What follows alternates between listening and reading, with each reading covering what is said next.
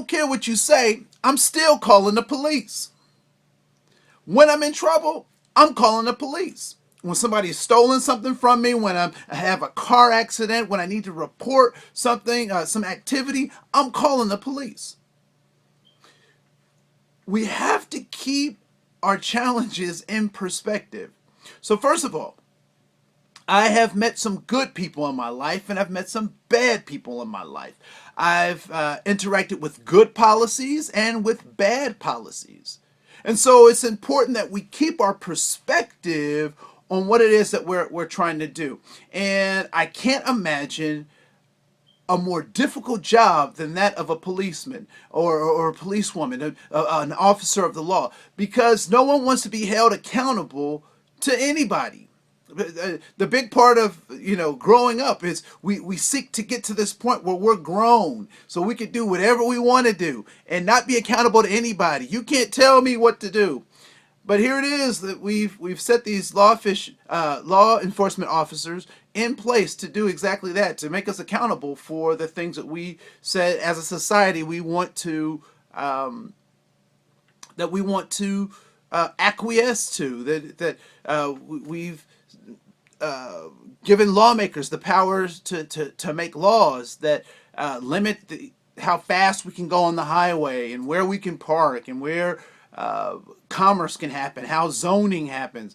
And so if we're upset with the police officers, we also need to be upset with our lawmakers who give the police officers their guiding principles. And if police officers and law enforcement agencies aren't subject to if they're not responding to those people who give them their charges, then that's a whole nother level of conversation.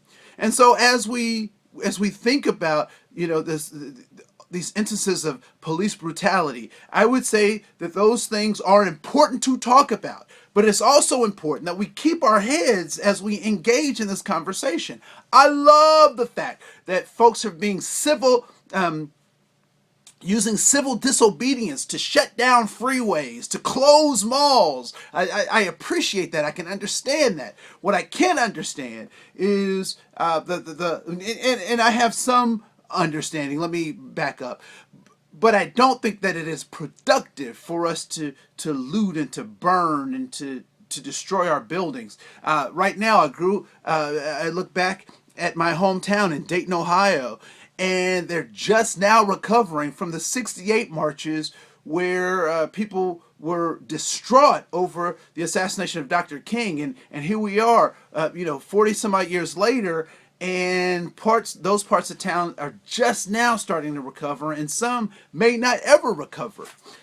So we need to keep our heads and be strategic in our thinking and in our action and in our movements. And so hold those lawmakers accountable, because law enforcement does exactly that. They enforce laws that other people make. And so we need to make sure that those laws get checked, as well as the people who are supposed to enforce them. And so keep our heads, be strategic in our thinking, know that this revolution will not be exterminated, because finally the revolution has been internalized.